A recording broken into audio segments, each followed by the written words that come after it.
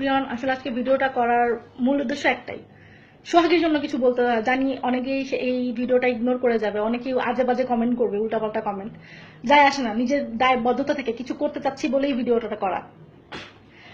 19 বছরের একটা মেয়ে ধর্ষণ করে ফেলে রেখা যাওয়া হয়েছে, কোনো শুনশান জায়গায় না, কোনো খালি মাঠে না, নদীর পারে না, একটা ক্যান্টনমেন্টের কালভার্টের নিচে।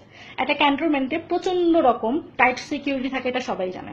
ক্যান্টনমেন্টে সবাই ঢুকতে পারে না। তাহলে আঙ্গুলটা আমরা কার দিকে তাক করবো? এই মেয়েটাকে নিয়ে প্রচন্ড কম শেয়ার দেখতেছি। কারণটা কি, সে হিজাব পরতো, হিজাবই ছিল, নাকি সে কোনো বড় লোকের মেয়ে না বলে সে আপনার আমার মতো একটা মধ্যবিত্ত, নিম্ন মধ্যবিত্ত একটা ঘরের মেয়ে, যার বাবা একটা স্কুলের 4th শ্রেণীর কর্মচারী। একটা দেশের মূল্যবোধ ঠিক কতখানি নিচে চলে গেলে ধর্ষণের মতো, ধর্ষণ করে হত্যার মতো ব্যাপারগুলো ডাল ভাত হয়ে যায় আমি জানি না। যেখানে আমরা কিছু বলেই শাহবাগে দৌড়া যেতে পারি, সেখানে এরকম একটা ব্যাপারের জন্য কিচ্ছু করতেছি না আমরা। গত বছর পহেলা বৈশাখে সেম একটা মেয়ে কিছু ছেলের কাছে নির্যাতিত হচ্ছে, আমি সব থেকে খারাপ বলছি না, তাকে লাঞ্ছিত করা হয়েছে। কি হইলো, পেপারে ফেসবুকে আমরা প্রচুর চিল্লাচিল্লি করছি, বাট কোনো রেজাল্ট কি আমরা পাই নাই।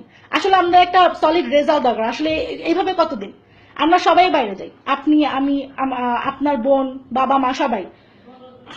শুধু মেয়েদের সাথে ব্যাপারগুলো ঘটছে তা না, আমাদের দেশে দেখতেছি এই যে এত টাকা লুট। আসলে কথার বা প্রসঙ্গের কথা চলে আসে, ওদিকে না যাই।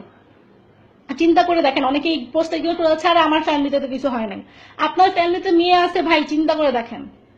কালকে আপনি, আপনার মা বাইরে যাচ্ছে, সে আপনাকে বলছে বাবা বিকাল 5টার সময় আমি আসবো, তোরা কি খাবি বল। আপনি আপনার পছন্দের খাবারের মেনুটা বলছেন, এবং 1 ঘন্টা পর আপনি আপনার মার লাশ দেখতেছেন।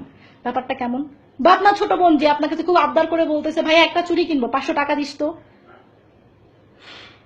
তার চুড়ি কেনা হয় নাই। মেয়েটা মাকে বলে গেছিল, মা আমার নতুন জামা টেলার্স থেকে নিয়ে এসো, আমি কালকে নতুন জামা পরে ভার্সিটিতে যাবো। I am sorry, I am getting emotional, I am really sorry. But এইভাবে আসলে কতদিন একটা দেশের পারদের মাত্রা ঠিক, মানে আমরা কতদিন এইভাবে ইগনোর করে যাবো, কতদিন এইভাবে রিস্ক নিয়ে চলাফেরা করবো? দেশটা কোন পর্যায়ে যাচ্ছে? আমরা বিভিন্ন রকম ইভেন্ট করতে পারি, ভ্যালেন্টাইন্স ডে, আমি কাউকে ছোট করার জন্য কিছু বলছি না, Valentine's day, hug day, kiss day, chocolate day, blah blah, বহুত ডে। ওকে, আমরা এইসব ডে নিয়ে বিভিন্ন ইভেন্ট করতে পারি। একটা মেয়েকে ধর্ষণ করে মেরে ফেলা হচ্ছে, একটা মেয়েরা প্রতিদিন একটা সোহাগীর কাহিনীর সামনে আসছে। প্রতিদিন চিন্তা করে দেখেন, এরকম নাম না জানা কত শত সোহাগী ধর্ষিত হয়ে কোনো জায়গায় নিষ্পন্দন হয়ে পড়ে আছে। পারিবারিক পারিবারিক সম্মান, নিজের সম্মানের কথা চিন্তা করে ব্যাপারগুলো সামনে আসে না। কতদিন মেয়েরা সবসময় নিজেদের থাকবে?